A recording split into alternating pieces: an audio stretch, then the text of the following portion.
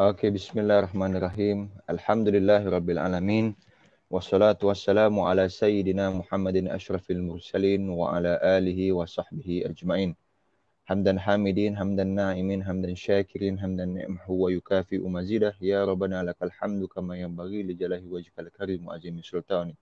Alhamdulillahirabbil alamin. Pada pagi yang mulia ini, pada pagi yang cerah ini, alhamdulillah kita masih lagi dapat bersama-sama dalam satu majlis ilmu bicara santai bersama Ustaz Abdul Samad, yang mana pada pagi ini kita akan membicarakan berkenaan ada apa dengan Syam, kenapa kita perlu tahu tentang bumi Syam. Assalamualaikum Ustaz.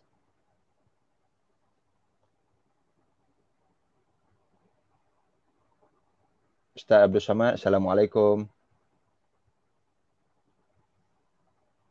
Waalaikumsalam warahmatullahi wabarakatuh. Apa kabar pagi ini? Gimana kabar Bang Akmal? Alhamdulillah baik. Waalaikumsalam warahmatullahi wabarakatuh. Bagaimana Jakarta? Bagaimana Indonesia pada pagi ini, Ustaz? Gimana kabar Bang Akmal? Alhamdulillah sehat.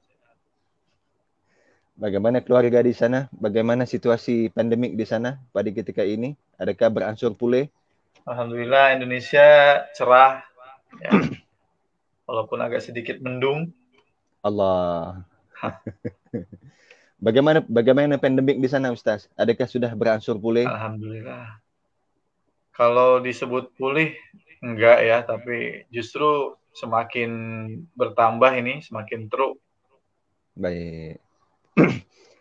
Baik Ustaz, kita terus menuju kepada soalan kita ya, tentang bicara kita pada pagi ini. Apa yang kita fahami tentang bumi Syam. Saya kira masih lagi banyak masyarakat, terutamanya masyarakat Malaysia ataupun masyarakat di Indonesia itu masih lagi belum memahami bumi Syam. Dan mungkin ada yang tertanya-tanya berkenaan Syam itu apa? Dan apa ini dinamakan Syam? Nanti bila kita bicarakan soal Palestina, itu termasuk dalam Syam ya? Suriah termasuk dalam Syam ya? Jadi mungkin mukaddimah yang kita inginkan penjelasan daripada Ustaz Abdul Samad, di mana bumi Syam dan apa itu Syam? Dipersilakan Ustaz. Tafadhal. Baik, bismillahirrahmanirrahim.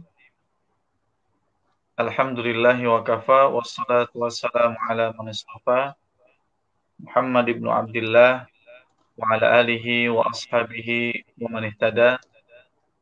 Qala Allah Ta'ala fi kitabihil karim, a'udzu billahi minasyaitonir rajim. Ya ayyuhalladzina amanu taqullaha haqqa tuqatih wa la tamutunna illa wa antum muslimun. Wa qala subhanalladzi asra bi'abdihi laylan minal masjidil haram ila al-masjidil aqsa alladzi barakna hawlahu linuriyahu min ayatina innahu huwas sami'ul basir. Amma ba'd. Baik, pemirsa sekalian, para pendengar dari kawan-kawan yang mengikuti channel dari Backpacker Malaysia. Alhamdulillah kita bersyukur kepada Allah Subhanahu wa taala karena kembali dipertemukan oleh Allah Subhanahu wa taala dalam majelis yang mulia, yaitu Majlisul Ilm. Dan pada kesempatan kali ini, pagi yang cerah, insya Allah kita akan membahas tentang sedikit tema terkait bumi Syam. Bumi Syam hari ini adalah yang sekarang terbagi menjadi 4 negara, yaitu Suriah, Palestina, Libanon, dan juga Yordan. Mungkin ini yang hari ini terbagi. Kalau dulu berbicara tentang bumi Syam, maka hari ini terbagi menjadi 4 tempat. Ya. Dan kalau berbicara bumi Syam, maka ini berbicara tentang ayat-ayat atau ya firman Allah Subhanahu wa taala dalam Al-Qur'an yang berbicara tentang keberkahan bumi Syam. Ya. Disebutkan setidaknya ada 5 ayat yang menjelaskan tentang bumi Syam. Di antaranya adalah firman Allah Subhanahu wa taala dalam surat Al-Anbiya ayat ke-71. Allah Ta'ala berfirman, wa najjaynahu wa lutan ilal ardi allati barakna fiha lil alamin. Dan kami selamatkan Ibrahim. Jadi Ibrahim setelah terjadi pembakaran atas dirinya dan kemudian diselamatkan oleh Allah Subhanahu wa taala, maka Allah perintahkan Nabi Ibrahim alaihissalam untuk kemudian pergi atau hijrah ke bumi Syam.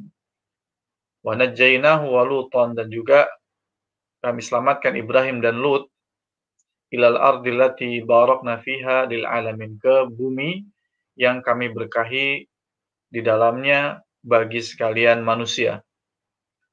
Kalau tadi dalam muqaddimah juga saya sampaikan dalam surat Al-Isra ayat pertama, Subhanalladzi asra bi'abdihi lailan minal masjidil haram ilal masjidil aqsa alladzi barakna haulah. Ya. Maha suci Allah yang telah memperjalankan hambanya, yaitu Nabi Muhammad SAW, minal masjidil haram, dari masjidil haram, ilal masjidil aqsa, ke masjidil aqsa, alladzi barakna haulah, yang kami berkahi sekelilingnya. Ya.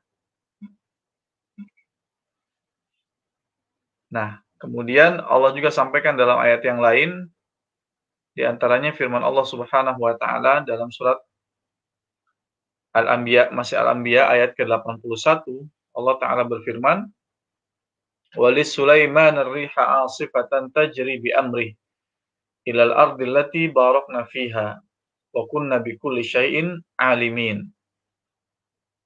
Dan telah kami tundukkan bagi Sulaiman ar-riha asifah, yaitu angin yang sangat kencang tiupannya, tajri bi amrihi, yang berhembus sesuai dengan perintah Sulaiman, ilal ardi allati barakna fiha, dan yaitu ke negeri yang kami berkahi di dalamnya, wa kunna bi kulli syai'in alimin, dan kami, yaitu Allah Subhanahu wa taala, Maha mengetahui atas segala sesuatu. Dan juga dalam surat Saba disebutkan ayat ke-18, wa ja'alna bainahum wa bainal qura allati barakna fiha quran dhahiratan wa qaddarna fiha as-sayr siru fiha layaliya wa ayyaman aminin. Dan kami jadikan antara mereka dan antara negeri-negeri yang kami limpahkan berkah kepadanya beberapa negeri yang berdekatan, dan kami tetapkan antara negeri-negeri tersebut, yaitu jarak-jarak perjalanan. Maka berjalanlah kamu di kota-kota itu pada malam hari dan siang hari dengan rasa aman. Nah, ini lebih kurang Bang Akmal terkait masalah bumi Syam. Kalau hari ini kita berbicara negeri Syam atau bumi Syam adalah 4 negara tadi, dan keutamaannya kalau berbicara dari dari ayat-ayat, maka setidaknya ada 5 ayat yang berbicara tentang bumi Syam. Adapun hadis-hadis Rasulullah SAW luar biasa, banyak sekali bisa kita sebutkan ya. Di antaranya adalah yang disampaikan diriwayatkan oleh Zaid bin Thabit, bahwa Rasulullah SAW bersabda, Tuba lisyam, Tuba lisyam. Ya. Kata Rasulullah SAW, faqulna li ayyi dzalika ya Rasulullah. Kemudian kami berkata, atas dasar apa? Atau apa sebab, apa pasal kemudian Syam itu disebut Tuba. Tuba ini maknanya adalah keberuntungan. Ya. Keberuntungan. Beruntung sekali negeri Syam itu. Beruntung sekali negeri Syam itu. Li ayyi dzalika ya Rasulullah. Para sahabat bertanya, atas apa pasal kemudian Syam itu disebut beruntung? Qala li anna malaikata Ar-Rahman, karena malaikat-malaikat Rahman itu ya, basitatun ajnihataha 'ala Syam. Mereka mengepakkan sayapnya, membentangkan sayapnya di atas bumi Syam. Karena bumi yang sangat diberkahi. Ya. Dan ini juga nanti kita akan bercerita tentang tanda-tanda akhir zaman atau kondisi akhir zaman yang terjadi di bumi Syam dan apa yang Rasulullah sampaikan terkait bumi Syam. Ini mungkin sebagai pendahuluan terkait masalah kenapa harus bumi Syam. Mungkin itu Bang Akmal. Baik, terima kasih Ustaz Abdul Samad di atas mukaddimah berkenaan di mana bumi Syam dan berapa banyak negara yang terdapat dalam bumi Syam dan hadis-hadis berkenaan barakahnya, keberkahan ataupun kelebihan bumi Syam. Baik Ustaz Abdul Samad, kita sudah maklum bumi Syam ini juga adalah bumi para nabi, bumi para rasul. Sebab itu Allah meletakkan bumi Syam ini antara salah satu kawasan ataupun lokasi yang sangat barakah di mana kehidupannya di sana sangat subur, terutamanya dalam pertanian, di dalam agriculture, dalam penanaman, kemudian dalam penternakan, di dalam menternak binatang ataupun animals di sana seperti lembu dan sebagainya. Bagaimana di sana dalam kegiatan import dan ekspor makanan juga di antara negara yang paling maju pada ketika ini, pada sebelum ini, dan akhirnya telah dirosakkan oleh tangan-tangan dunia yang sangat membenci tentang Islam dan juga bumi Syam itu. Mungkin Ustaz boleh berkongsi keadaan situasi bagaimana keadaan bumi Syam waktu kini. Selepas kita melihat bagaimana negara seperti Suria, seperti Lebanon dan Palestina dan khususnya Jordania juga pada akhir-akhir ini sudah mula ingin dirosakkan oleh tangan-tangan dunia khususnya daripada sekutu-sekutu Amerika dan Israel. Mungkin Ustaz boleh ceritakan sedikit sebanyak current situation pada ketika ini. Baik. Sebelum kita berbicara terkait keadaan kenapa hari ini bumi Syam sedemikian keadaannya sedemikian, katakan boleh bilang dirusak oleh orang-orang. Ini tentu tidak lepas daripada sejarah masa lampau, ya. Kalaupun kita berbicara sejarah masa lampau tadi disampaikan bahwasannya ini adalah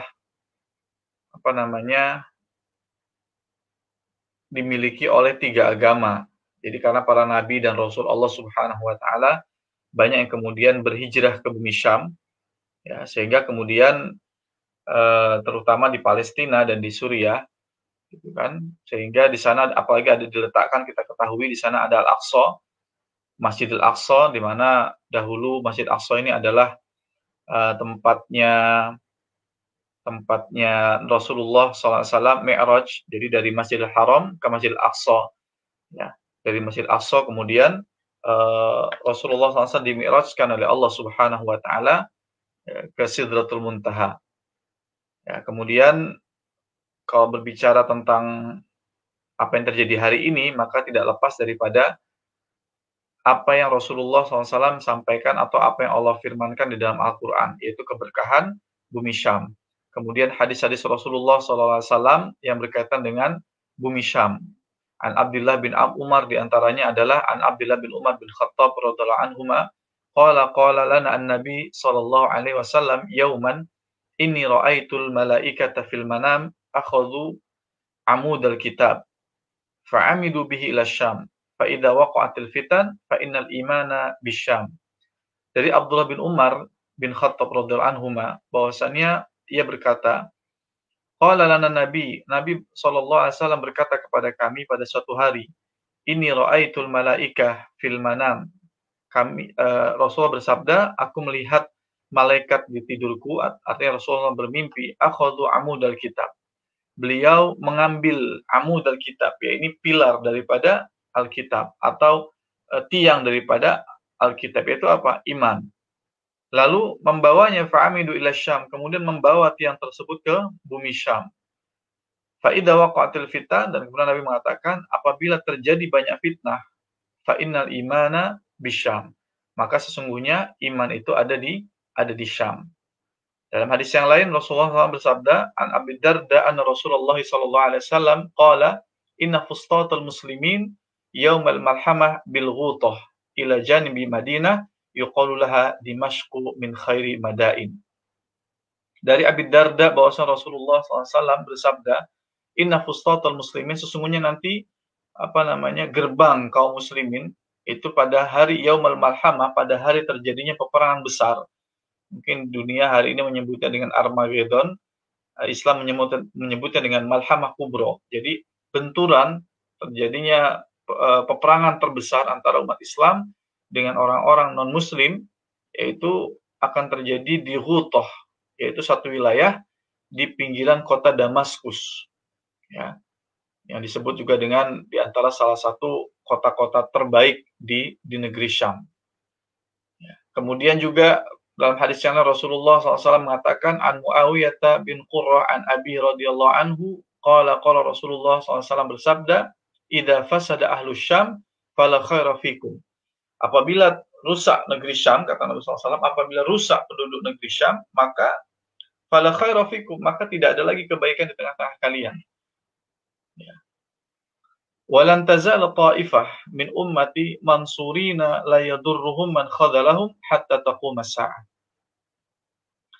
Dan akan senantiasa ada sekelompok umatku ya, yang mereka itu akan ditolong oleh Allah Subhanahu wa taala, mereka mendapat pertolongan dari Allah Subhanahu wa taala, la yadurruhum man khadalahum hatta taqum as-sa'ah, dan tidak akan membahayakan orang-orang yang mencoba untuk membahayakan mereka atau menghinakan mereka hatta taqum as-sa'ah, sampai nanti hari kiamat. Nah, beberapa dalil-dalil hadis yang disampaikan ini sebetulnya menunjukkan bahwasannya keadaan akhir zaman, ya, keadaan akhir zaman ini akan terus terjadinya konflik di bumi Syam ini.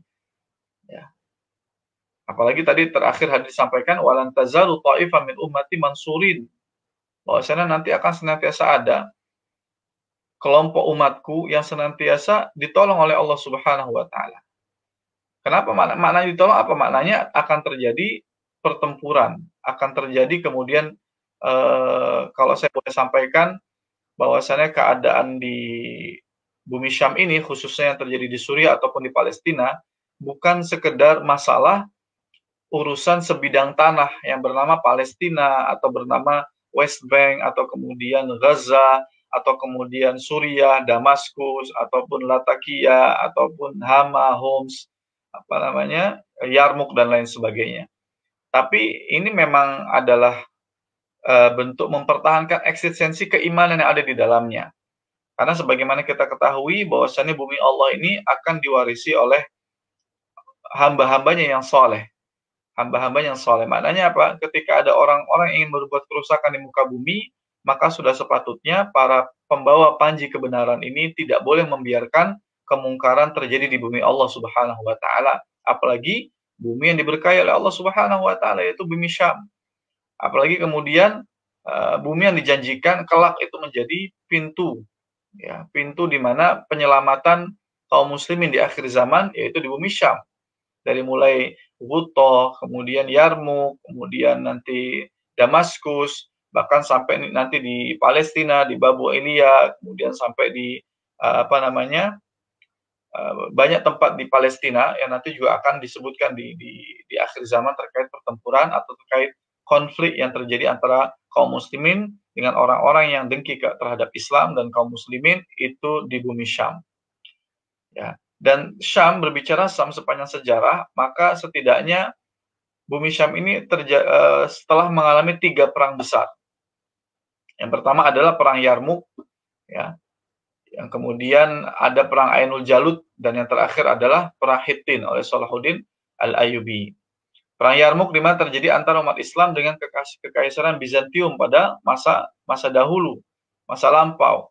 Yang kemudian kaum muslimin, umat Islam berhasil memenangkan Bizantium yang saat itu adalah kerajaan yang besar.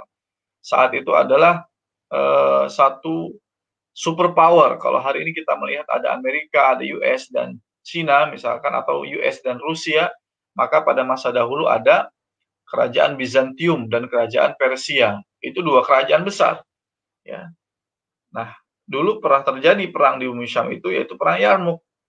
Yaitu umat Islam berhadapan dengan Bizantium.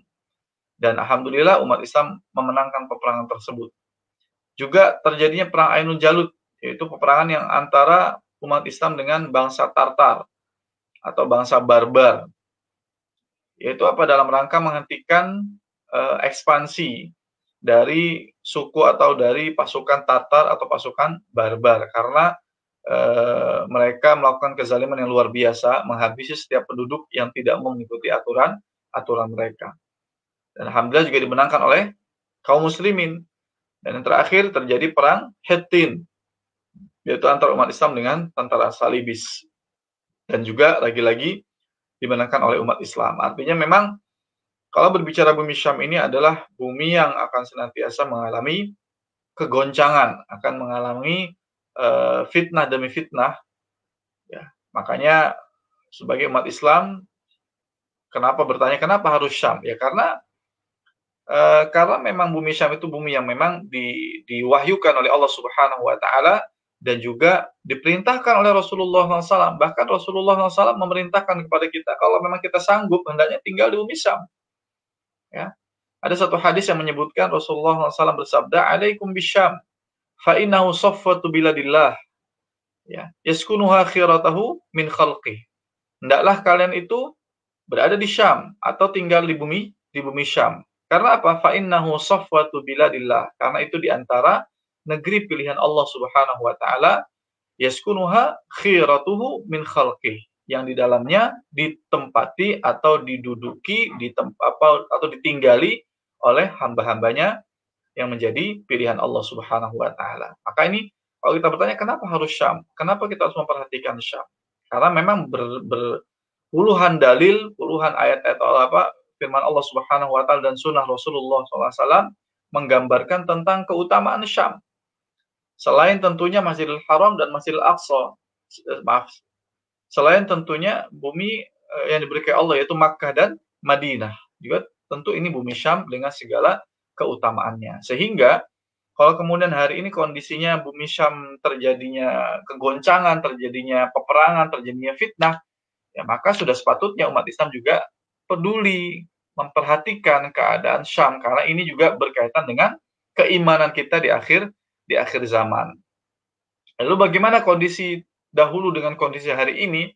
Tentunya sebagaimana lazimnya peperangan atau terjadinya bentrokan, pertempuran antara satu dengan kekuatan satu dan kekuatan yang lain, tentunya ini tidak terjadi setiap hari. Ya, jadi kalau berbicara tentang dalil-dalil ayat atau dalil-dalil dari hadis Rasulullah SAW, maka tentu ini kita berbicara tentang kedengkian ke satu kaum yang memang tidak ingin bumi Syam ini terjadi seperti apa yang difirmankan Allah dan disabdakan oleh Rasulullah SAW. Maka banyak manusia yang kemudian menginginkan kehancuran bumi Syam ini. Baik yang terjadi di Suriah ataupun yang terjadi di Palestina. Ya, ini tidak terlepas dari peran dua kaum. Ya, dua kaum. Siapa kaum itu? Yang pertama adalah Yahudi, dan yang kedua adalah orang musyrik. Hal ini sesuai dengan firman Rasul Allah Subhanahu wa taala, "La tajidanna asyaddan nasi adawatan lil ladina amanu al-yahuda wal ladina asyraku."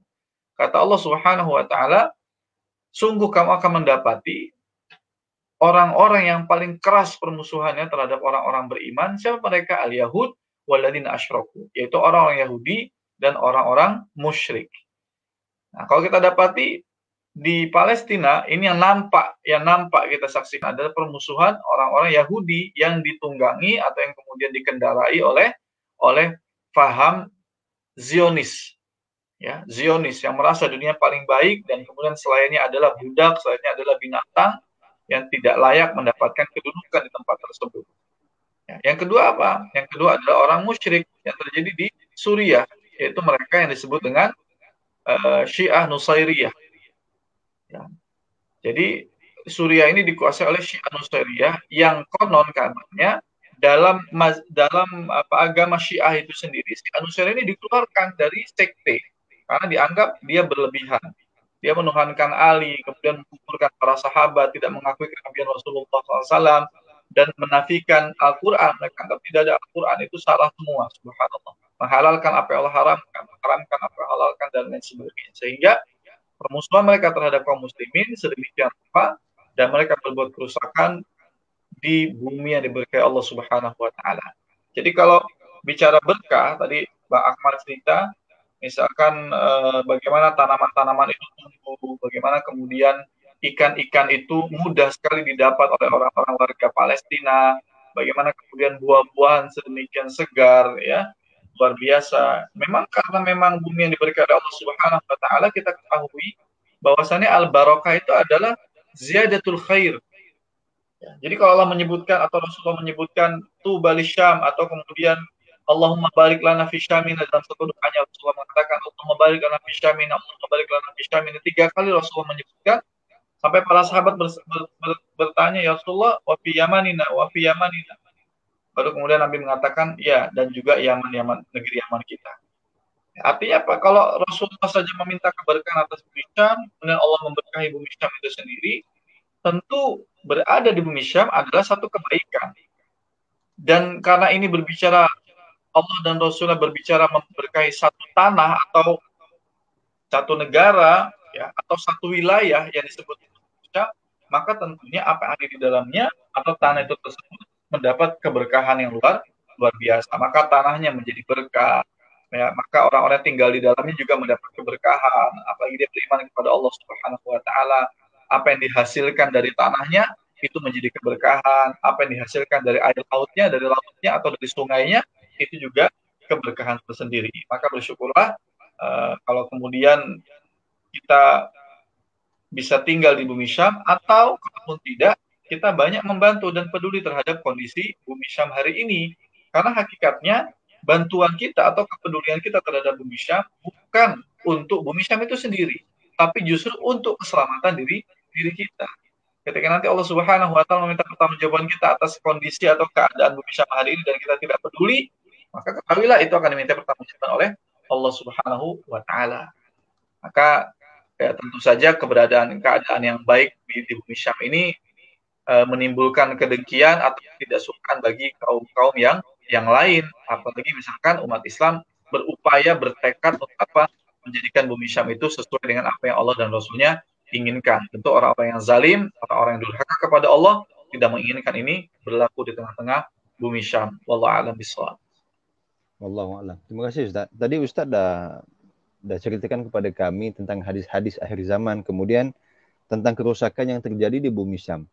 Tapi kita maklum, umat Islam di dunia khususnya kebanyakan mereka memang tidak mengambil tahu tentang apa yang kepedulian tentang bumi Syam.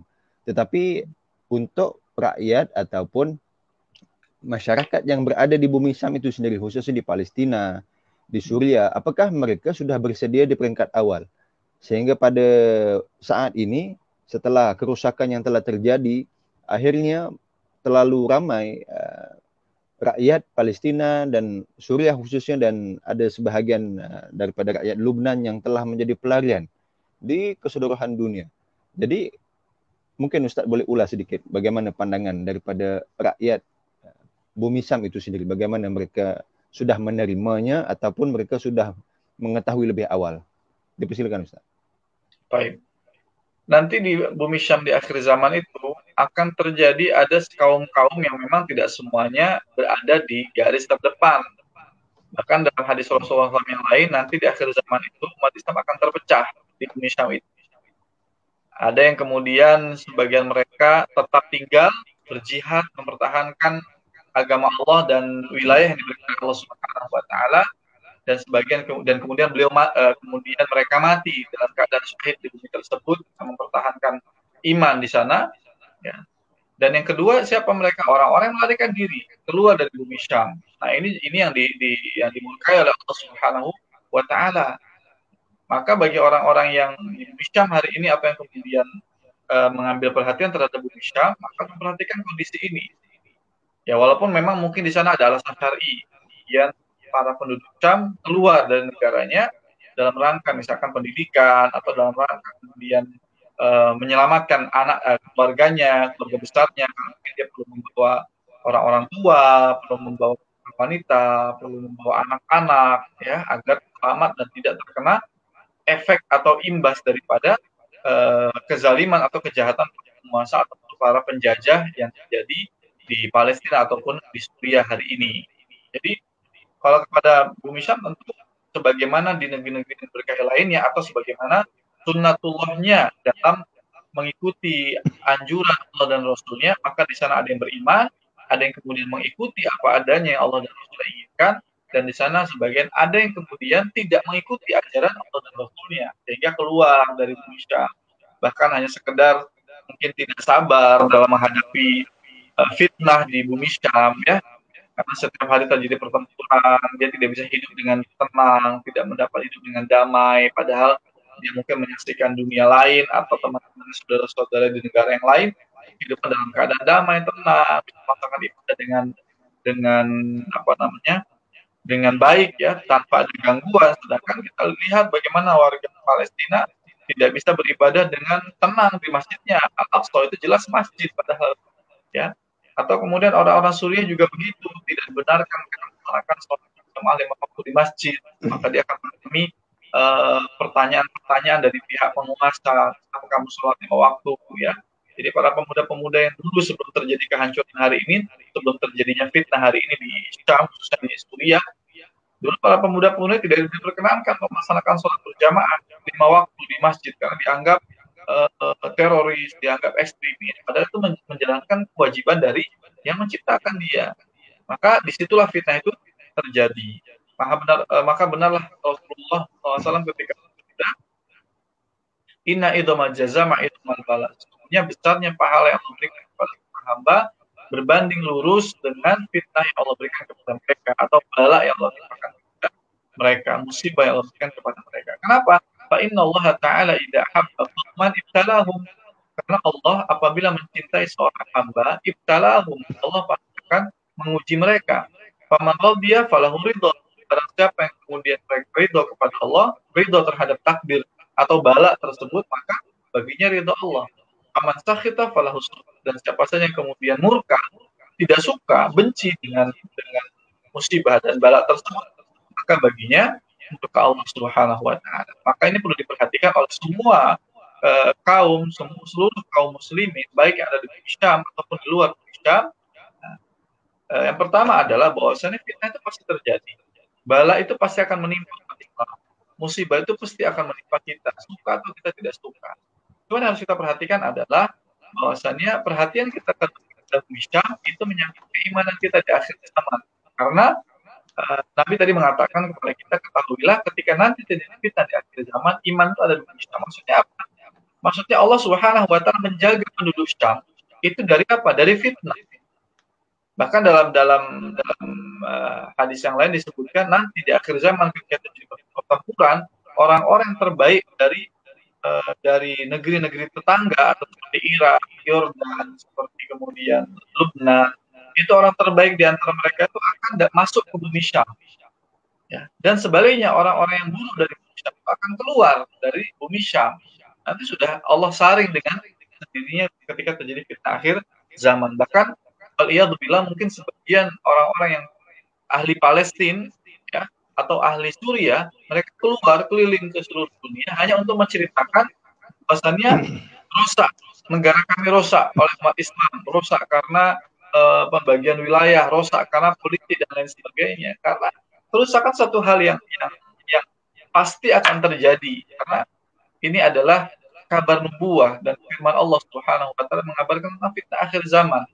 Maknanya kita tidak perlu kemudian berbicara bahwa terjadi fitnah umat Islam, perang antar saudara, kemudian rusak karena wilayah, rusak karena politik sesaat dan lain sebagainya. Ketahuilah bahwasanya apa yang berlaku di bumi Syam hari ini atau ya, sampai nanti hari kiamat adalah sunatullah yang berlaku kepada orang bumi Syam. Untuk apa? Untuk menyaring di antara mereka siapa yang benar imannya dan siapa yang berdusta atas nama Allah Subhanahu wa Ta'ala.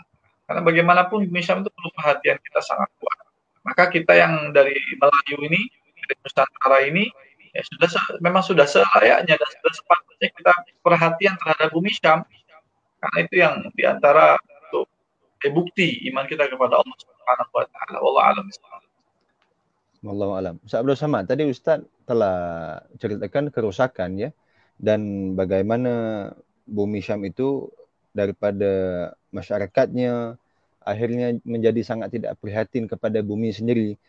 Kita melihat di dalam suasana geografi ataupun keadaan sejarah bumi Syam itu sendiri, yang mana jiran tetangga mereka itu, jiran-jiran mereka adalah negara Islam, negara-negara Arab Islam seperti Saudi, Kuwait, Qatar, negara-negara Teluk dan sebagainya. Tetapi kenapa sehingga kini mereka masih lagi berdiam diri ataupun silent Malah mereka lagi membiarkan bumi Syam ini lagi terus-menerus dihancurkan dan diambil alih oleh negara-negara yang bukan Islam, khususnya daripada Amerika, Israel dan sekutu-sekutunya daripada Rusia.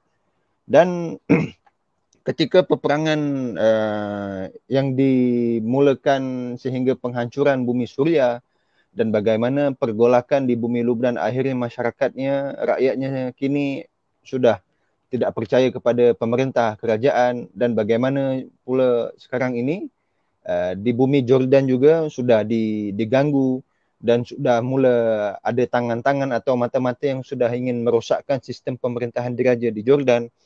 Dan akhirnya kemunculan ISIS di dalam bumi Suria dan khususnya di sekitar negara-negara Arab.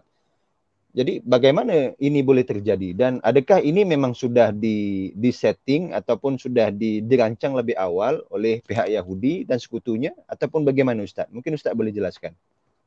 Ya. Bismillah. Ya, ini yang fitnah yang terjadi khususnya terhadap negara-negara Teluk atau saudara-saudara jiran mereka yang ada di Arab. Mungkin secara kerajaan atau government to government memang kita lihat tidak adanya kepedulian mereka terhadap umat Islam di bumi Syam. Tapi ketahuilah bahwasannya secara personal, secara orang-orang umat Islam yang ada di dalamnya, baik di Saudi ataupun di Emirat ataupun di Abu Dhabi ataupun di Oman, Bahrain, Lubnan, Urdun dan lain sebagainya, itu banyak peduli terhadap rakyat Suriah ataupun rakyat Palestina. Memang secara negara atau government to government kita tidak melihat adanya pertolongan itu atau adanya suara untuk kemudian membantu saudara mereka Palestina dan Suriah. Kenapa? Inilah tentunya yang juga disampaikan oleh Rasulullah SAW terkait fitnah umat Islam di akhir zaman, gitu ya. Banyak mereka yang kemudian tidak peduli karena apa? Karena kata Rasulullah SAW, hubbud dunya wa karahiyatul maut. Jadi mereka sudah tertimpa al-wahan, takut mati, ya, cinta kepada dunia. Ya, maka Rasulullah SAW bersabda kan, yushiku an tada'a alaikumul umam, kama tada'a akalatu fi qas'atiha. Ya, bahwasannya nanti kalian akan menyaksikan, aku mengkhawatirkan umatku nanti itu seperti layaknya makanan yang terhidang yang di hadapan orang-orang sedang lapar. Ibarat kue itu mereka dibagi-bagi. Ya. Kemudian para sahabat bertanya, ya Rasulullah, hal min qillatin nahnu yawma idin, apakah saat itu kita ini dalam keadaan umat yang minoriti? Apa kata Rasulullah? La bal antum katsirun. Tidak, justru kalian saat itu adalah menjadi kaum yang mayoriti. Bal antum ghutha ka ghutha isyair. Tapi kalian seperti buih di lautan. Ya, dan kemudian apa? Allah cabut rasa takut dari musuh-musuh kaum muslimin, Yahudi, Nasrani, orang-orang musyrik. Kemudian apa penyebab itu? Karena kalian terkena penyakit wahan. Para sahabat bertanya, apa itu wahan ya Rasulullah? Hubbud dunya wa karahiyatul maut. Yaitu cinta kepada dunia dan takut mati. Sebagaimana kita ketahui, orang-orang yang sudah duduk dalam jabatan tinggi, kekuasaan, ya, presiden, raja, ataupun kemudian pemimpin satu kaum, ketika dia sudah merasa posisi itu sudah enak, dia berada pada posisi tertinggi dan tidak ingin dia jatuh, dia tidak ingin turun dari tempat yang tinggi tersebut, tentu sesuatu yang membuat dia bisa terjatuh dari tempat tersebut, dia akan hindari, dia akan jauhi. Nah, menurut mereka, bayangan mereka ketika mereka membantu orang-orang Palestina, mereka membantu rakyat Suriah yang kelaparan, tentu dia akan mendapatkan tekanan-tekanan dari negara-negara besar seperti Amerika, Rusia, ataupun Cina. Sebagaimana kita ketahui, ketika Erdogan pertama kali membuka perbatasan, membuka sempadan, ya, untuk rakyat Suriah masuk, untuk bekerja, untuk mengambil makanan, untuk kemudian mencari pekerjaan, ini mengalami penentangan dari negara-negara besar seperti Amerika, Rusia, dan Cina yang tidak ingin kemudian rakyat Suriah itu mendapatkan hak hidupnya. Ini juga diantara sifat hypocrite-nya rakyat-rakyat Barat, orang-orang Barat maupun orang-orang yang benci terhadap Islam, ketika kerusakan itu atau ketika kemiskinan itu, ketika kehancuran itu jatuh menimpa umat Islam, maka mereka berdiam diri. Tapi ketika yang tertimpa adalah orang-orang kafir, orang-orang non-muslim yang terjadi misalkan di negeri Barat, maka mereka akan berbicara tentang human rights. Nah, inilah yang terjadi hari ini yang menimpa pemimpin-pemimpin umat Islam di negeri-negeri Arab ataupun di negeri-negeri Teluk. Yang ini kita sayangkan. Tetapi alhamdulillah sampai hari ini banyak penduduk-penduduknya, banyak warga-warga dari Teluk maupun dari negara-negara Arab itu sendiri yang juga tidak berhenti memberikan bantuannya. Walaupun behind the scene ya, maupun tidak diketahui oleh publik. Karena kalau diketahui oleh masyarakat dunia, justru mereka akan ditangkap atau akan diperkarakan oleh negara mereka sendiri. Kan warga Arab membantu, karena saya ketahui di lapangan pada saat itu berapa banyak mukhayyamat atau kemudian tenda-tenda pengungsian itu yang diurus atau yang didonasi, diberikan keperluan mereka sehari-hari itu oleh satu orang syekh saja. Misalkan ada satu mukhayyamat, satu tenda itu berisikan 200 kepala keluarga, 200 keluarga. Ya, katakan satu keluarga ada 3 orang, maknanya ada 600 orang hidup di situ. Nah, 600 orang hidup ini diurus kehidupan sehari-hari mereka oleh satu orang syekh saja. Baik itu dari Saudi, atau dari Abu Dhabi, ataupun dari Emirat, atau dari Bahrain. Jadi mereka terus memberikan hartanya secara pribadi. Walaupun secara negara tidak mengumumkan besar-besaran, bahwasanya kami membantu Suriah, kami membantu Palestina. Tidak. Kenapa? Itu takut secara politik dunia, mereka takut kemudian dikecam atau kemudian diberitakan di dunia, wah dia membantu ekstremis, dia membantu teroris, mereka membantu kaum radikal, subhanallah. Nah, ketakutan-ketakutan itulah yang kata Nabi, al-wahan, yaitu hubbud dunya wa karahiyatul maut, cinta dunia dan takut mati. Kalau pemimpin-pemimpin kaum muslimin sudah cinta dunia, cinta kedudukan, cinta harta, cinta popularitas, kemudian tentu dia akan takut mati, dia takut diteror, kemudian diancam keluarganya, takut dibunuh, takut kemudian dipenjarakan. Nah, ini yang terjadi kemudian kenapa akhirnya umat Islam di Suriah tidak mendapatkan bantuan secara kenegaraan. Juga di Palestina sampai hari ini, bahkan saya ketahui beberapa warga Palestina tidak bisa keluar negara, bahkan tidak bisa masuk ke negara-negara Islam. Kenapa? Karena mereka dituduh irhab, dituduh teroris. Paspor mereka tidak diterima, sehingga mereka harus membuat paspor ya bernegarakan Urdun, Yordan, atau kemudian Lubnan, baru mereka bisa keluar negara-negara yang lain. Subhanallah, ini kan amat kita sayangkan bagaimana pemimpin-pemimpin kaum muslimin, tetangga-tetangga dekat mereka, Bahrain, Qatar, Emirat, Saudi Arabia, dan lain sebagainya itu, yang harusnya memiliki kewajiban lebih terhadap saudara-saudaranya ada di Suriah ataupun di Palestina. Tapi itulah karena memang mereka sudah terkena penyakit wahan tadi, sehingga mereka takut untuk membantu saudara-saudaranya yang ada di Palestina dan Suriah, sehingga kehancuran terus berlaku. Ya, kehancuran demi kehancuran atau kerusakan demi kerusakan akan terus terjadi. Tapi ketahuilah, ini adalah juga sekaligus bagi orang-orang mukmin atau bagi para taifah yang Nabi SAW sampaikan di bumi Syam nanti, ini adalah pendewasaan. Ini adalah semacam tarbiyah dari Allah Subhanahu wa taala, bahwasanya kamu tidak boleh bergantung kepada penguasa Arab. Kamu tidak boleh bergantung kepada ekonomi yang mereka buat. Kamu tidak boleh bergantung kepada bantuan-bantuan dari luar. Maka Taifah itu sudah terbina, sudah tertarbiyah oleh Allah Subhanahu wa taala, sehingga kelak ketika menghadapi malhamah, dengan izin Allah mereka mendapat pertolongan dari Allah Subhanahu wa taala, karena mereka sudah mengalami tarbiyah yang panjang, tahun-tahun, puluhan tahun, sudah memberikan ribuan syuhada, bahkan jutaan syuhada, sudah memberikan anak-anak yang terbaik, sudah mengucurkan darah-darah yang terbaik di Indonesia, sehingga nanti di kemudian hari 12.000 bersama pasukan Al-Mahdi itu adalah orang yang terpilih. Tinggal kita mau ikut yang mana. Masya Allah. Oke Ustadz, tadi Ustadz sudah bicara soal bagaimana jiran tetangga negara-negara Arab di sekitar bumi Syam, yang mereka tidak membantu, malah mereka lagi mendanai, memberikan dana-dana sponsor kepada pengganas ataupun teroris yang sebenarnya seperti Israel, seperti Amerika, dan akhirnya mereka lah yang membunuh umat-umat Islam yang berada di bumi Syam, khususnya di Suriah dan Palestina. Jadi persoalan yang semakin panas, kenapa di bumi Syam, khususnya di bumi Suriah juga ya, kenapa pemimpin-pemimpinnya juga membantu untuk membantai umat Islam di dalam negaranya sendiri, padahal mereka juga pemerintah kepada negara itu. Dan juga kenapa yang paling menjadi sasaran utama itu adalah ulama. Sehingga kan kalau kita melihat cerita ataupun sejarah ketika peperangan di Suria pada tahun 2013, pada tahun 2015, bagaimana bukan sahaja ulama, malahan masyarakat biasa kalau ingin membicarakan soal Islam, ingin membicarakan soal korupsi, membicarakan soal bagaimana kerajaan yang sangat zalim di Suria itu sangat tidak boleh dibicarakan. Sehingga kan sesiapa yang membicarakan soal itu, walaupun di dalam satu keluarga, akhirnya sesiapa yang membicarakan itu akan ditangkap, diseksa dan dibunuh. Mungkin Ustaz boleh ulas isu ini. Silakan Ustaz. Baik, ya, itu berlaku karena mereka ingin menghentikan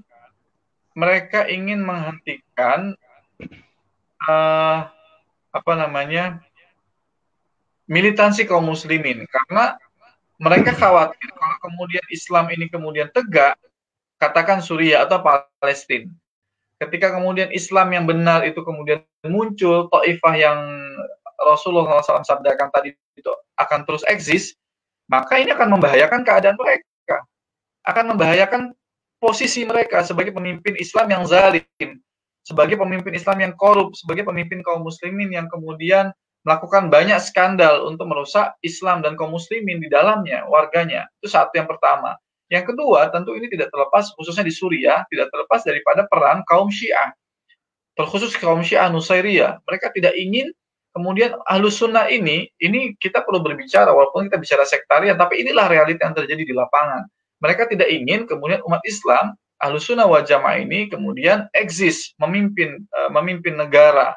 Kita ketahui bahwasannya di Suriah itu sudah berlaku sejak zaman Sulaiman Assad, kakek daripada Bashar Assad. Kemudian dia bekerja sama dengan Perancis untuk menghabisi kaum muslimin yang ada di dalamnya, memenjarakan para ulama, para khatib, para imam, agar apa? Agar mereka tidak bangkit melawan para penjajah atau para pengganas seperti Perancis, Inggris saat itu.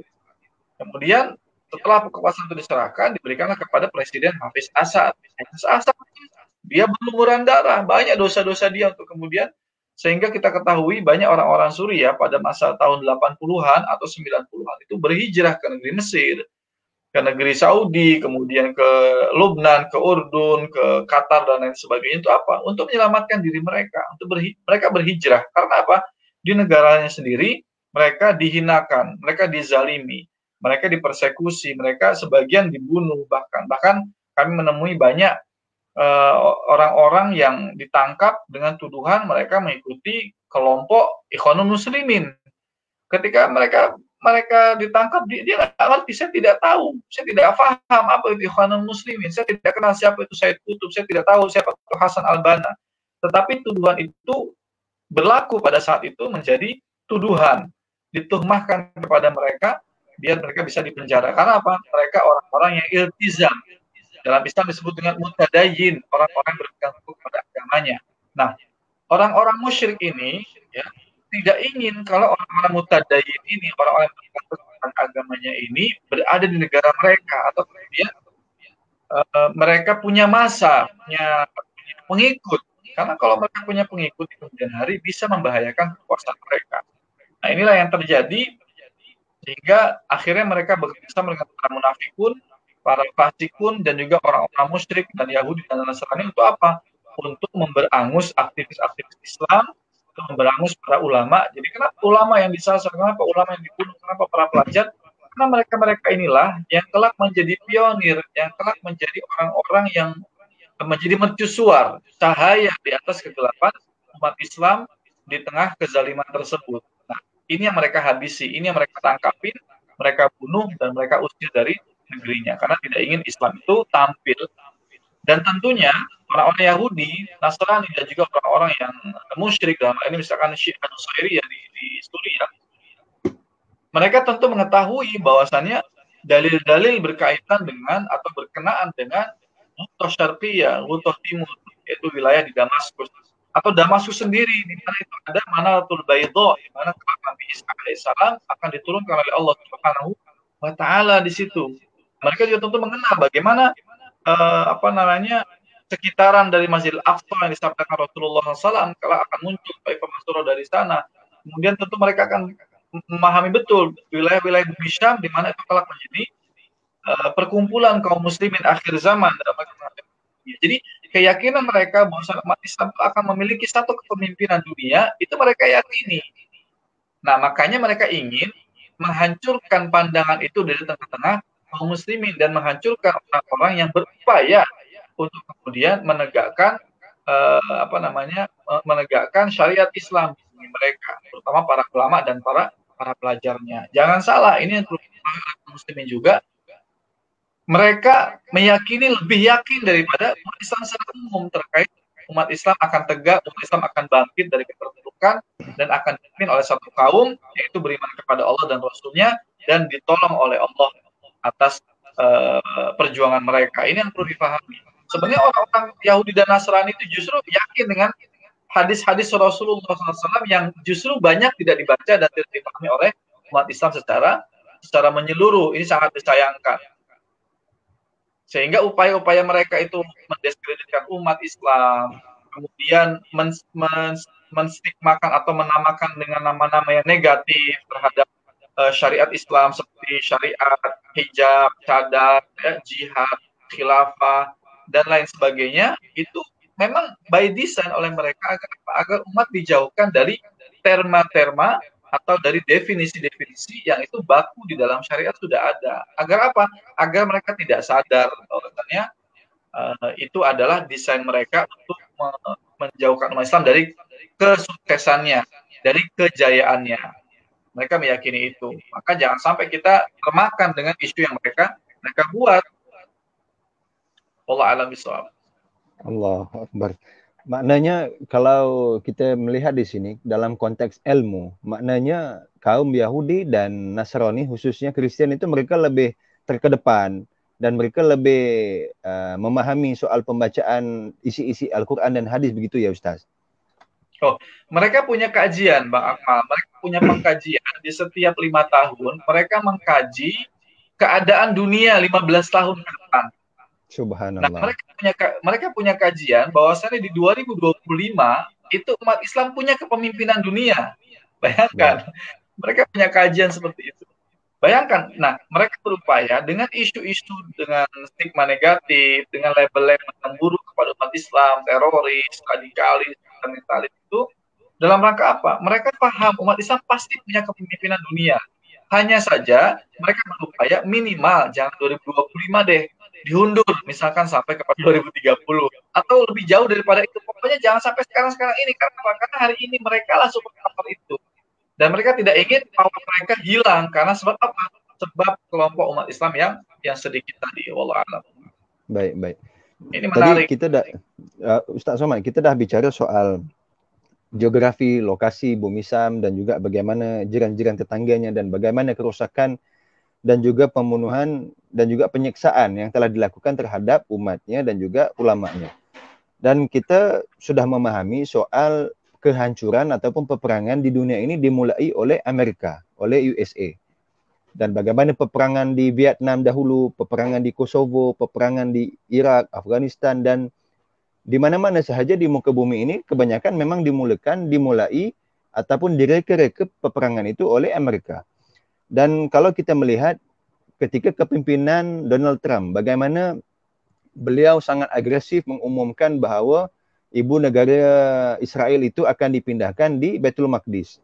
Kemudian untuk pandangan Ustaz bagaimana? Selepas kejatuhan Donald Trump, kemudian naiknya Joe Biden, kononnya pada peringkat awal di dalam pengucapan sebelum menjadi presiden itu beliau akan membela Islam. Mereka akan membela bumi Palestina, akan membela saudara-saudara Islam di mana sahaja. Tetapi selepas beliau mendapat kedudukan ataupun tahta sebagai presiden itu, akhirnya di antara sokongan awal yang telah dilakukan oleh Amerika itu adalah memberi dana kepada Israel untuk menghancurkan bumi Gaza dan selanjutnya membantu Israel untuk mengambil alih ataupun merampas tanah-tanah umat Islam yang berada di sekitar Baitul Maqdis ataupun di sekitar West Bank. Jadi bagaimana pandangan Ustaz dengan kuasa Amerika ini terhadap kuasa dunia ataupun bagaimana mereka memimpin atau menakluki isu-isu bumi Syam ini? Mungkin Ustaz boleh menjawab. Silakan Ustaz. Ya. Yang pertama, bahwasannya memang tidak ada ceritanya orang-orang yang kemudian, ini sejarah ya, sejarah pada masa lampau, tidak ada ceritanya orang-orang yang Yahudi itu atau kemudian orang-orang musyrik itu kemudian mau membantu umat Islam. Tidak ada ceritanya. Kalaupun ada ceritanya itu hanya lisan, selalu hanya lisan. Ya, hanya bual saja, hanya berbual mereka mengatakan mau membantu umat Islam. Bahkan dalam ayat-ayat disebutkan tuh mereka pun berjanji untuk membantu kaumnya sendiri, Bani Israel atau kemudian orang-orang Yahudi sendiri. Tapi ketika terjadi betul-betul pertempuran itu, bahkan mereka menolaknya. Kita tahu dalam surah Al-Baqarah disebutkan, alam tara ilal mala'i min bani Israil min ba'di Musa idh qalu linabiyyin lahum ba'ath lana malikan nuqatil fi sabilillah. Ya, ketahuilah apa kamu tidak memperhatikan ada satu yaitu Bani Israel ketika wafatnya Musa alaihissalam, dia meminta kepada nabi mereka, disebutkan dalam tafsir yang dimaksud adalah Nabi Samuel. Untuk apa? Hendak kami meminta agar berikanlah kepada kami raja atau pemimpin. Untuk apa? Nuqatil fi sabilillah. Untuk berperang di jalan Allah Subhanahu wa taala. Kemudian nabi tersebut mengatakan, ala nuqatil alam tara ilal mala'i min bani Israil min ba'di Musa id qalu linabiyyin lahum ba'ath lana malikan nuqatil fi sabilillah. Qala hal asaitum in kutiba 'alaikumul qitalu alla tuqatilu. Apakah iya kalau memang kemudian diwajibkan berjuang atau berjihad untuk menolong kalian, kalian akan berperang. Apa kata mereka? Anna yakunu laha kenapa kami kemudian tidak berperang? Wa qad ukhrijna min diyarina wa abna'ina. Padahal kami sudah dikeluarkan dari negeri kami sudah diusir dan kemudian kami juga sudah min diyari wa abna'ina dan kemudian dijauhkan dari anak-anak kami. Falamma kutiba alaihimul qital tawallau. Dan ketika kemudian jihad itu atau perang itu sudah diwajibkan atas mereka, mereka berpaling. Ya. Wallahu alimun bidzalimin, dan Allah Maha mengetahui orang-orang yang zalim. Jadi memang tidak ada ceritanya orang-orang Yahudi itu, orang-orang yang zalim itu mau membantu orang-orang muslim. Itu yang pertama harus dipahami. Ya, bahkan yang ada justru mereka mengadu domba antara umat Islam dan umat Islam yang lain. Akhirnya kenapa kemudian mereka memerangi Gaza atau kemudian memerangi West Bank? Karena apa? Di Gaza ada Hamas. Kita ketahui bahwasannya kemudian mereka membangun isu Amerika khususnya dengan Zionisme dan dengan orang-orang yang bersama mereka. Mereka mengatakan bahwa Hamas itu teroris, maka harus diperangi. Itu yang isu kedua. Yang pertama tadi tidak ada ceritanya orang Yahudi itu membantu kaum muslimin. Yang kedua, kemudian mereka akan membangun isu bahwasan di Gaza itu adalah pemerintahan teroris yang akan merusak dunia. Kalau mereka dibiarkan memimpin, mereka akan merusak dunia. Itu harus dipahami. Sehingga dibangunlah isu-isu yang kemudian mencederai kehormatan, mencederai kemudian perjuangan rakyat Hamas khususnya di Gaza. Karena sampai hari ini hanya wilayah Gaza saja yang belum bisa mereka kuasai. Sisanya West Bank mereka kuasai. Ya, secara de facto walaupun de jure rakyat Palestina lah yang memiliki kepemimpinan secara politik, tapi secara de facto itu dimiliki oleh Israel. Hanya Gaza saja yang dipimpin oleh kaum muslimin secara utuh, secara penuh gitu. Makanya ini yang diisukan oleh mereka. Kenapa kami memerangi Gaza? Karena Gaza adalah dipimpin oleh kaum teroris dan teroris harus diperangi, bukan dibantu waliyadzubillah. Nah inilah ya, ini kan adu domba antara kaum muslimin Palestina di luar Gaza dengan rakyat Palestina yang ada di Gaza. Dengan apa? Dengan isu-isu tersebut. Gitu. Hal ini adalah makar yang sudah dibuat, dan ketahuilah yang ketiga saya sampaikan bahwasannya Amerika itu siapapun presidennya maka dia mesti mendukung Israel. Tidak mungkin tidak mendukung Israel. Kenapa? Karena naiknya mereka pun menjadi presiden di Amerika itu mendapat sokongan daripada Israel. Jadi mustahil kalau kemudian mereka akan membantu kaum muslimin dan memerangi Israel. Nah, kemudian mereka membangun makar-makar, dan ini sudah terjadi sejak masa lampau. Bahkan zaman Rasulullah SAW mereka berani membuat makar, mengadu domba antara Aus dan Khazraj dengan mengatakan bahwasannya tuh lihat tuh Aus berbuat jahat. Dia menghina kalian kaum Khazraj, dan sebaliknya dia datangi kaum Khazraj mengatakan Aus berbuat curang, dia menghinakan kalian dan lain sebagainya. Mereka juga menghabisi umat Islam pada perang Ahzab, pada sudah ada kesepakatan. Ya, bahkan mereka dilindungi oleh Rasulullah SAW agar tidak berbuat macam-macam di belakangnya di wilayah para wanita. Tapi mereka berbuat makar untuk menghabisi kaum muslimin dari belakang, menikam, menusuk dari belakang. Mereka juga yang membuat makar untuk apa? Untuk menghabisi sahabat Utsman radhiyallahu an, ya, dengan mengumpulkan kaum dan memfitnah macam-macam, ya. Akhirnya terbunuhlah Utsman radhiyallahu an. Mereka juga kemudian yang membuat makar untuk memunculkan nabi-nabi baru setelah wafat Rasulullah Shallallahu Alaihi Wasallam. Intinya apa? Intinya mereka membuat keributan di tengah-tengah kaum muslimin dan mereka berkeinginan agar umat Islam satu dengan yang lain senantiasa berselisih. Ya, mereka tidak ingin melihat umat Islam itu berukhuwah, bersatu padu untuk kemudian memerangi common enemy, musuh bersama. Itu siapa? Orang Yahudi dan Nasrani yang tidak pernah rela dengan keberadaan kaum muslimin dimanapun mereka berada. Mungkin itu pandangan saya. Wallahu a'lam. Jadi saya kira mungkin benarlah apa yang saya katakan sebelum saya memberikan soalan kepada Ustadz. Maknanya di Amerika itu sendiri memang pemimpinnya ataupun pemimpin dunia yang merosakkan bumi Syam ini memang sudah merancang dari peringkat awal, ya. Oh iya, sejak awal udah desain untuk kemudian perusakan bumi Syam. Dan bagaimana pengambil alihan tanah bumi Palestina itu semua sudah dalam perancangan. Dan bagaimana yang kita sendiri sudah mendengar bagaimana setiap pemimpin-pemimpin yang dilantik di Amerika ataupun negara-negara sekutu Amerika itu semestinya mereka mesti berketurunan Yahudi. Ini benar, Ustaz, ya? Ya. Jadi ya, Ustaz? Ya, bahkan Obama itu 100% Yahudi. Iya. Indonesia ada bukunya. Dan bagaimana mereka boleh merubah cerita dan mengaitkan bahwa Obama ini ada darah Muslim dan beliau akan membantu Islam, padahal kita sudah mengerti kan bahwa siapapun yang memegang tampuk pemimpin atau presiden di Amerika itu mereka pasti membantai umat Islam.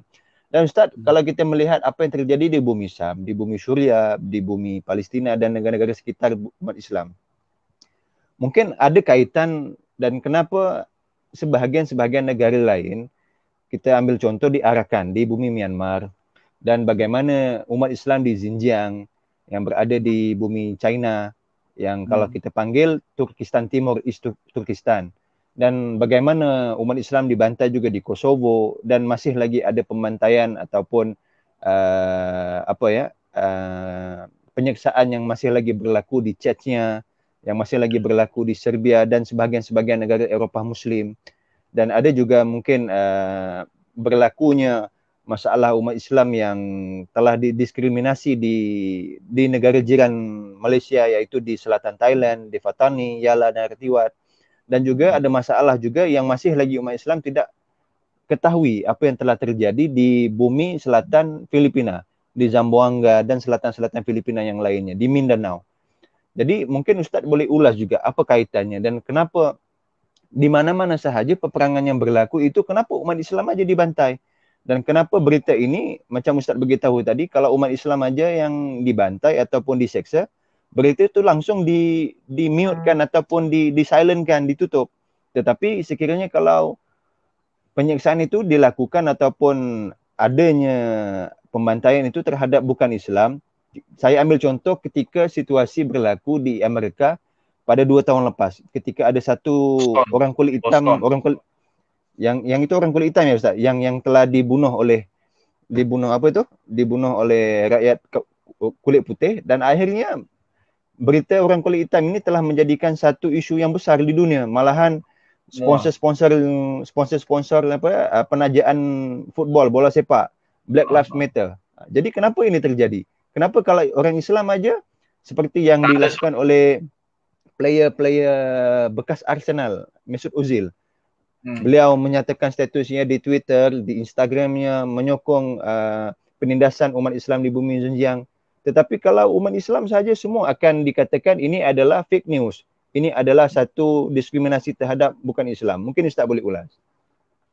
Ya, inilah penguasaan mereka terhadap media dunia, maksudnya mereka betul-betul memegang kuasa atas berita atau isu apapun yang berlaku di dunia ini, yang intinya adalah setiap penindasan yang berlaku kepada umat Islam, maka itu memang sudah selayaknya berlaku. Yang harus mereka lakukan terhadap umat Islam itulah selayaknya berlaku.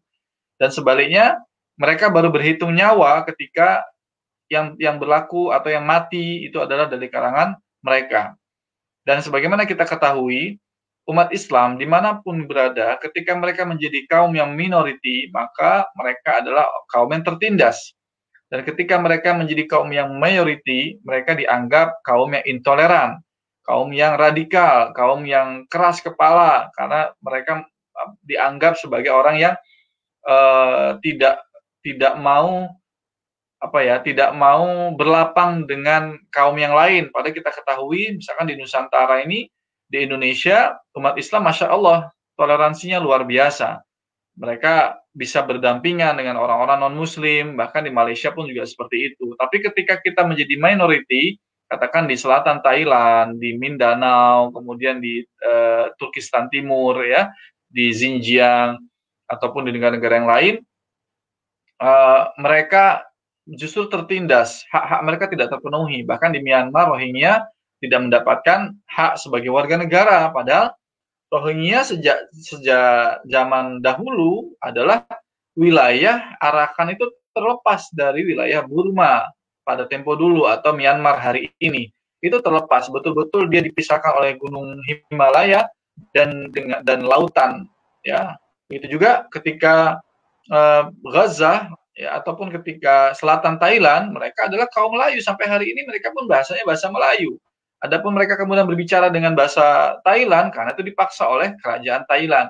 Nah, isu ini yang kemudian hilang dari dunia. Kenapa? Karena mangsanya adalah orang-orang Islam. Ya, mereka inginkan memang Islam habis dari dunia ini. Itu adalah kedengkian kaum Yahudi dan Nasrani sejak dahulu kala. Bahkan mereka para pembunuh nabi, para pembunuh rasul pada tempo dulu, itu karena sebab apa? Karena sebab mereka beriman kepada Allah Subhanahu wa taala. Wa manaqamu minhum illa ayyuminu billahil azizil hamid. Tidaklah mereka berbuat jahat kepada kalian kecuali karena kalian beriman kepada Allah Subhanahu wa taala. Tidak ada sebab lain. Tidak ada asbab lain. Semakin umat Islam berpegang teguh kepada agamanya, maka semakin mereka benci kepada kita. Bayangkan, kita bisa lihat orang-orang Suriah yang mereka berhijrah dari buminya keluar ke Urdun, ke Yordan, ke Libanon, atau ke Lubnan, mereka tidak menjadi murtad. Rakyat Palestina yang kemudian mereka berhijrah keluar, mereka tidak menjadi murtad. Orang-orang Xinjiang yang sudah diusir, bahkan dihinakan, dipenjarakan, bahkan kemudian anak-anaknya dibunuh, orang tua dibunuh, tidak menyebabkan mereka kufur kepada Allah Subhanahu wa taala.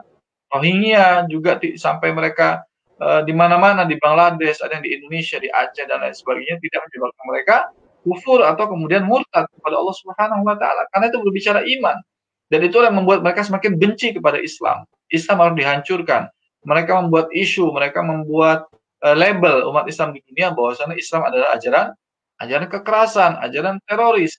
Nah, karena mereka yang memegang media, mereka yang menguasai media hari ini, sehingga umat Islam banyak yang percaya dengan keadaan ini. Makanya kita boleh, umat Islam khususnya, itu perlu kemudian melek atau kita membuka mata kita terhadap media hari ini. Jangan percaya, jangan lantas percaya kepada isu-isu yang disampaikan oleh orang Barat atau orang-orang yang dengki kepada Islam atau media hari ini yang berkenaan dengan isu umat Islam. Misalkan Xinjiang, kenapa mereka membangun kamp konsentrasi? Karena mereka terindikasi radikal, padahal bukan radikal, tidak ada sama sekali mereka keinginan untuk memerangi Cina. Mereka hanya ingin berislam dengan baik dan sempurna, bisa sholat ke masjid, bisa mengadakan pengajian, juga diarahkan seperti itu. Mereka tidak ingin membangun Arakan menjadi negara Islam, tidak. Mereka hanya ingin menjalankan Islam sesuai dengan syariat Allah dan Rasulnya. Tetapi itulah kekufuran selalu berbenturan dengan al-haq. Tapi ketahuilah bahwasannya al-haq dan al-batil akan senantiasa berbenturan, tetapi al-haq selalu berada di atas kebenaran, selalu akan dimenangkan oleh Allah Subhanahu wa taala. Wallahu a'lam bishawab. Ahlan wa sahlan, Fadil. Saudara Fadil. Saudara Fadil boleh mendengar kami?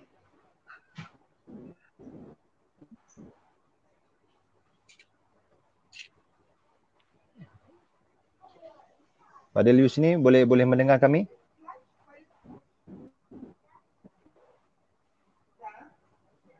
Tengok mic dia, di mute ke tak? Enggak. Di on. Saudara Fadil, boleh masuk?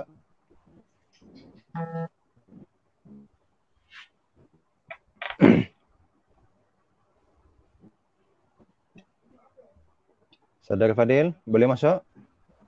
Okey Ustaz, sementara menunggu saudara Fadil kita mengulas berkenaan isu-isu lain.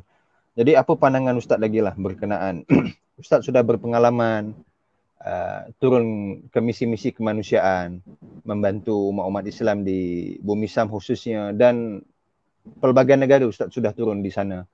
Jadi sepanjang pengalaman Ustaz di sana, bagaimana pandangan daripada mata Ustaz, daripada mata hati Ustaz selepas turun membantu umat-umat Islam di sana, bagaimana reaksi ataupun yang Ustaz cuba bawa pulang dikongsikan kepada masyarakat di luar sana, khususnya di Indonesia. Bagaimana Ustaz? Yang pertama tentunya ini adalah satu nikmat tersendiri bisa berjumpa dengan saudara-saudara kita yang mengalami penindasan, ya, mengungsi, mereka berlari dari negaranya untuk menyelamatkan agamanya. Kenapa kita perlu bersyukur? Karena keadaan kita hari ini di Nusantara, apapun keadaannya, masih jauh lebih baik daripada keadaan mereka. Itu yang pertama. Kemudian yang kedua tentunya kita perlu perhatikan bahwasannya sebaik apapun umat Islam itu berbuat untuk kebaikan diri, bahkan bangsanya, untuk kemudian mencoba untuk menegakkan sendi-sendi syariat dalam kehidupan sehari-hari, mencoba untuk sholat yang rajin, kemudian berbicara jujur, berlaku jujur, baik, kemudian menegakkan amar ma'ruf nahi munkar, itu selalu ada manusia-manusia yang tidak suka kan apa yang dilakukan oleh umat Islam, karena memang selalunya al-batil itu atau orang-orang yang dengki itu selalunya tidak suka dengan apa yang dilakukan oleh umat Islam. Dan kemudian yang selanjutnya tentunya ini menjadi pelajaran buat kita bahwasannya keberadaan keadaan mereka yang seperti itu sudah seharusnya menghadirkan keprihatinan kita bahwasannya umat Islam itu ketika minoritas selalu tertindas, maka kita yang masih punya kemampuan untuk membantu mereka, ya, maka jangan kemudian acuh, jangan kemudian tidak peduli. Kita justru harus memperhatikan keadaan mereka, karena kalau kemudian keadaan itu ditimpakan kepada kita, belum tentu kita sanggup bersabar seperti yang mereka lakukan. Maka ini menjadi muhasabah, menjadi introspeksi bagi diri kita masing-masing. Ayolah, kenapa kita perlu membantu mereka? Karena kalau ke depan keadaan serupa menimpa kita, semoga Allah Subhanahu wa taala memberikan kesabaran kepada kita dan juga mendatangkan orang-orang yang baik untuk membantu menyelesaikan urusan mereka. Allah a'lam bishawab. Wallahu alam. Selamat datang kita ucapkan kepada saudara Fadil. Boleh mendengar kami?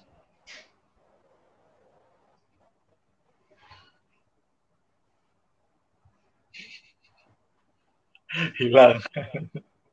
Fadil, mungkin mic tu boleh di-on kan? Mic.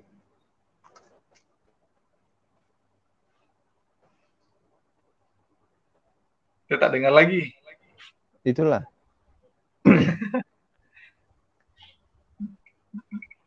Fadil Yusni. Okey Ustaz, sementara kita menunggu Fadil, kita sudah membicarakan soal Syam, soal bagaimana jiran tetangga, bagaimana hadis-hadis akhir zaman. Dan kita juga sudah mendengar bagaimana pengalaman Ustaz membantu saudara-saudara di Bumi Syam dan di negara-negara tetangga yang lain. Jadi bagaimana pula kalau mengikut politik daripada Indonesia? Bagaimana kerajaan Indonesia? Adakah mereka juga menyokong di dalam penyatuan ataupun membantu pembebasan negara-negara Islam yang berkonflik ini, terutama di Bumi Syam? Bagaimana kalau sudut pandang Ustaz sebagai rakyat Indonesia? Saya secara pribadi lebih kepada bersedih lah ya, bersedih sebab kita cukup lambat dalam respon apa yang berlaku di Bumi Syam, khususnya Palestina dan Gaza tempo hari. Sebenarnya kita bersedih, kenapa? Karena di dunia ini kitalah di antara kaum umat Islam Indonesia yang menjadi mayoriti terbesar umat Islam di dunia secara jumlah.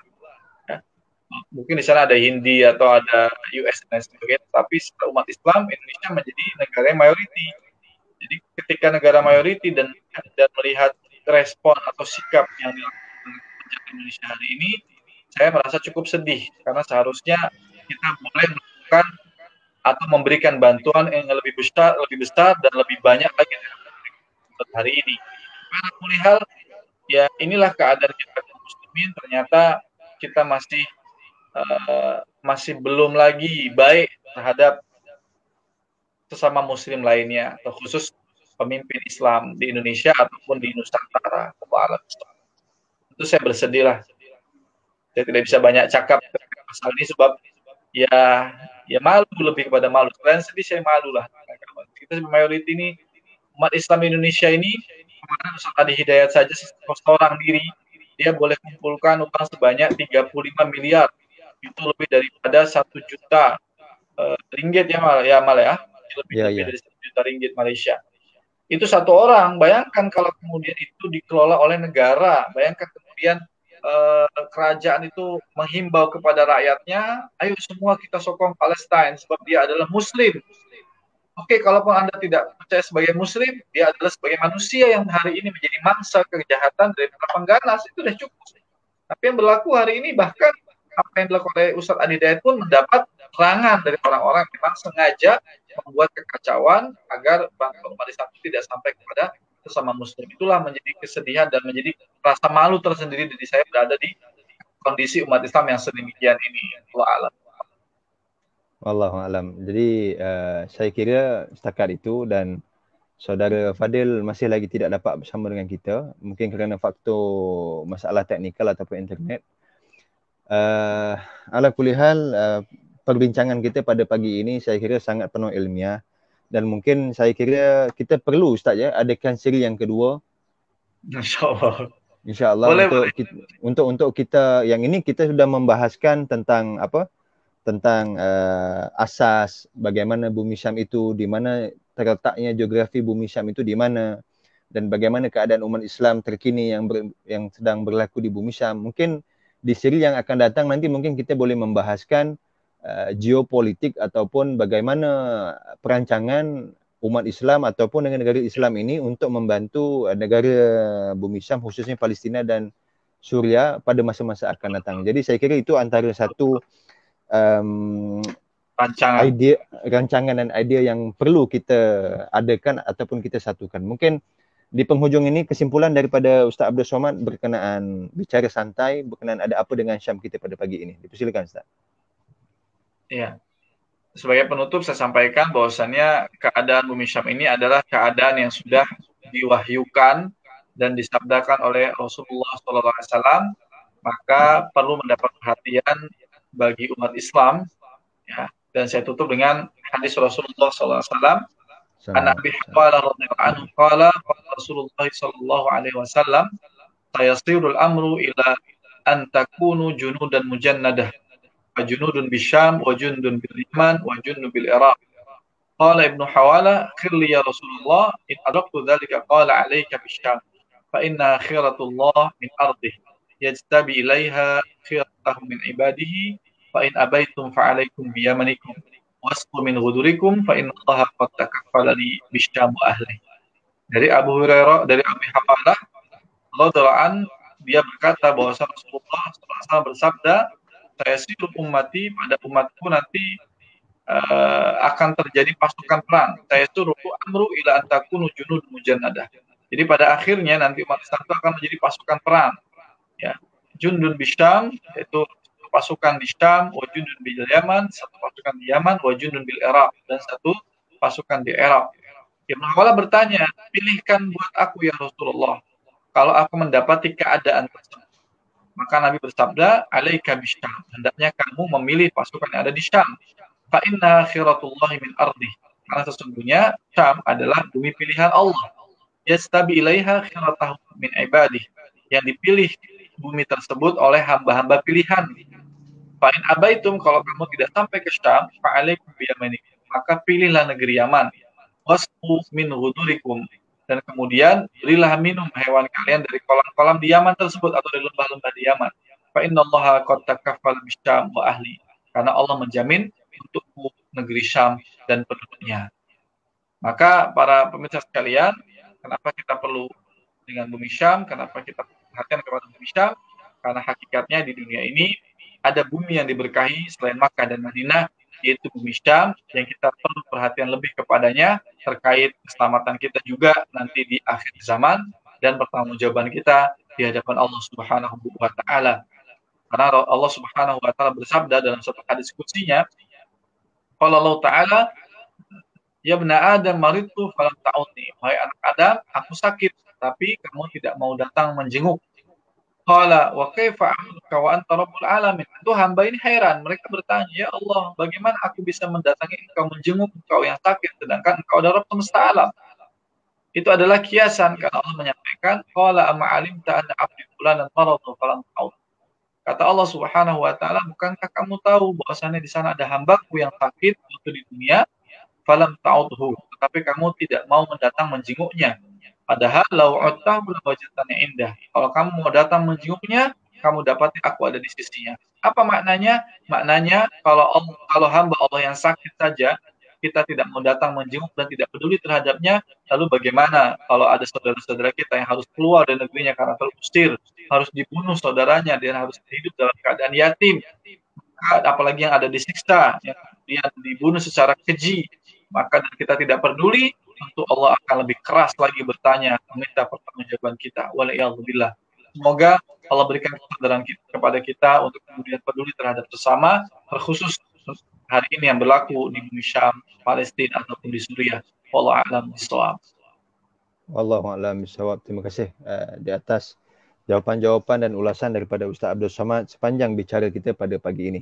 Jadi saya kira terima kasih juga kepada semua penonton yang masih bersama dengan kami pada pagi ini, yang meluangkan masa bersama-sama dengan kami untuk mendengarkan bicara khas kuliah daripada Ustaz Abdul Somad yang kita pancarkan jauh daripada Jakarta, Indonesia sana. Terima kasih sekali lagi Ustaz Abdul Somad.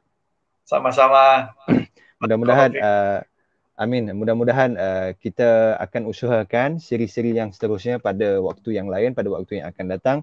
Dan saya kira isu bumi Syam ini sangat penting untuk umat Islam dan juga rakyat Malaysia dan Indonesia khususnya, untuk kita memahami bagaimana sesuatu perjalanan dan kehidupan itu untuk kita teruskan untuk pada waktu-waktu yang akan mendatang.